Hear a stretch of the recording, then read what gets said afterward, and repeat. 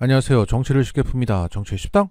윤석열의 마지막 비서실장인 정진석이 이번 6.3 보궐선거에 출마 선언을 했고 국힘에서 정진석을 공천할 것 같습니다. 먼저 민주당 의원들이 크게 분개했습니다. 윤건영 정말 미쳐도 단단히 미쳤다. 반성하고 용서를 구하는 이는 한 명도 없는데 비서실장까지 했던 인사가 출마를 한다고 한다. 자신이 져야 할 책임은 보이지 않고 금배지만 보이는 거냐. 비난의 대상조차 될 수 없는 정말 노답 그 자체다.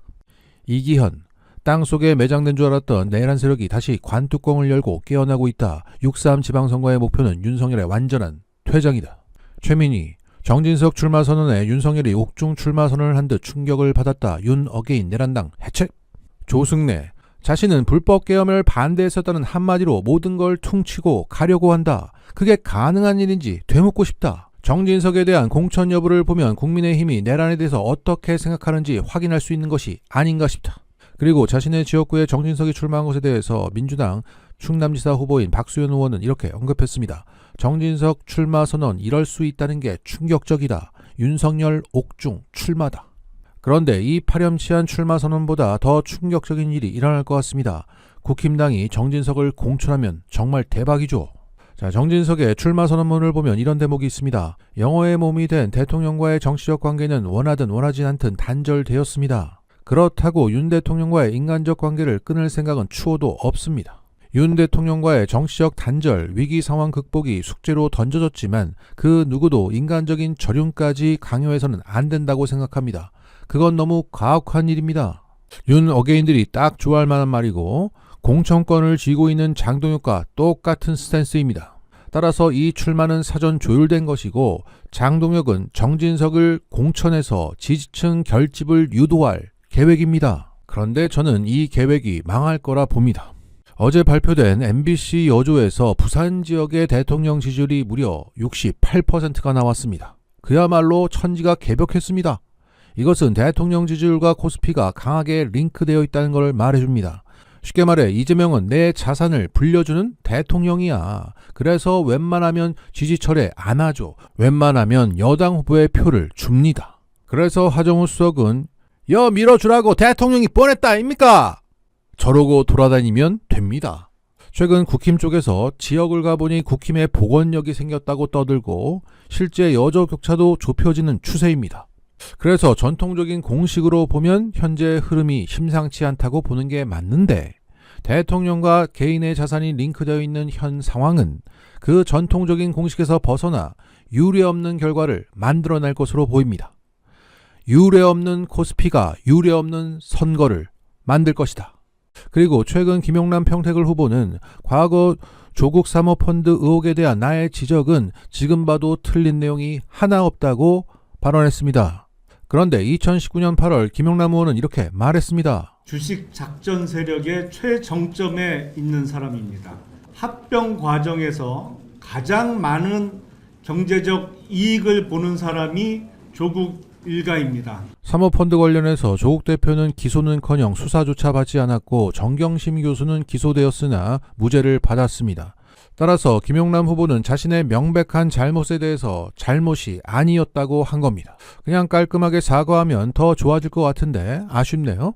어제 조국 대표는 김용남 후보가 검찰개혁 과정에서 침묵했었다고 지적했는데 조국 대표가 이 영상을 놓친 것 같습니다. 최근 김용남 후보는 검찰개혁의 정부안과 보안 수사권에 대해서 김태현의 정치쇼에 나와 이렇게 발언했습니다. 합리적으로 검토를 하면 정부안으로 가는 게 맞고 그럴 수밖에 없어요. 기본적으로. 정부안대로 하면 검찰개혁이 흐지부지 되는 거냐? 절대로 그렇지 않아요. 정부안만 해도 어마어마한 변혁이에요. 왜냐하면 일단 검사의 수사 개시권은 없어지는 거잖아요. 힘은 수사 개시권에 있는 것이거든요. 그리고 보안 수사권을 주면 그걸 이용해서 다시 괴물이 된다? 택도 없는 소리. 그 보안 수사권이라는 게 어떻게 규정되어 있냐면 그건 공소청법의 내용이 아니고 사실은 형사소송법 개정안의 내용입니다만 이른바 법조인들은 다 아는 공소사실의 동일성이라는 게 있잖아요. 동일성이 인정되는 범위 내에서만 보안수사권이 인정되는 거야. 이른바 민주당 법사위 강경파들의 주장대로 주가 조작 수사하다가 그걸 이용해서 대북송금 수사하면 어떡하냐, 이걸 어떻게 막냐, 그건 애초에 불가능해요. 동일성이 인정되질 않기 때문에 그건 할 수가 없어요. 기본적으로. 그런데 사실과 다른 주장을 하면서 그리고 매우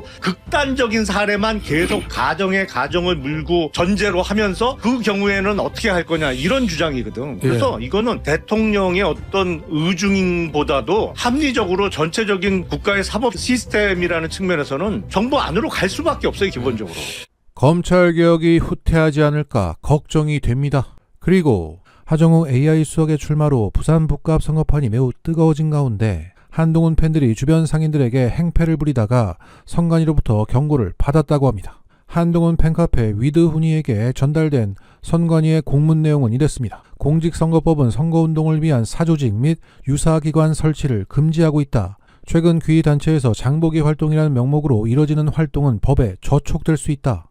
그러면서 위드훈이가 하는 불법 행위를 구체적으로 명시했습니다. 팬클럽 등 단체가 조직적으로 선거운동을 주도하는 행위, 상인, 주민에게 후보자 사진과 캐리커처 등을 배부하거나 게시하도록 하는 행위, 후보자 관련 상징물, 굿즈 등을 무료로 배포하는 행위, 특정 장소를 임차해 선거운동의 거점으로 활용하는 행위, SNS 모임 등을 통한 조직적 선거운동, 커피, 음료 등 금품 또는 편의를 제공하는 행위 등 총 6가지에 대한 주의 조치를 내렸다고 합니다. 자, 이런 조치가 내려진 이유는 이들이 구포시장 주변에 쉼터 여러 곳을 만들어 놓고 조직적으로 활동하고 있기 때문입니다. 그러니까 국힘 성향의 주로 60대 여성들이 임차한 쉼터에서 먹고 자고 하면서 진을 치고 있는 상황이라는 거죠. 그래서 못 살겠다고 구포시장 상인들이 민원을 넣었고 선관위가 이례적으로 팬클럽에 경고까지 한 겁니다.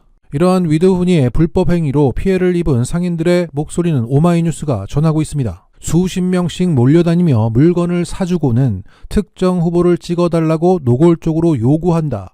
만약 후보에 대해 조금이라도 안 좋은 얘기를 하면 저 집은 가지 말라며 으름장을 놓는다.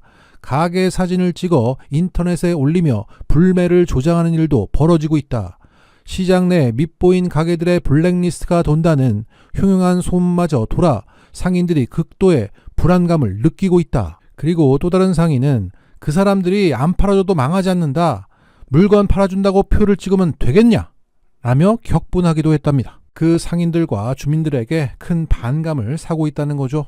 자, 그냥 가게 들어가서 조용히 팔아주고 우리 후보 좀 잘 봐주세요. 정도만 하면 되지.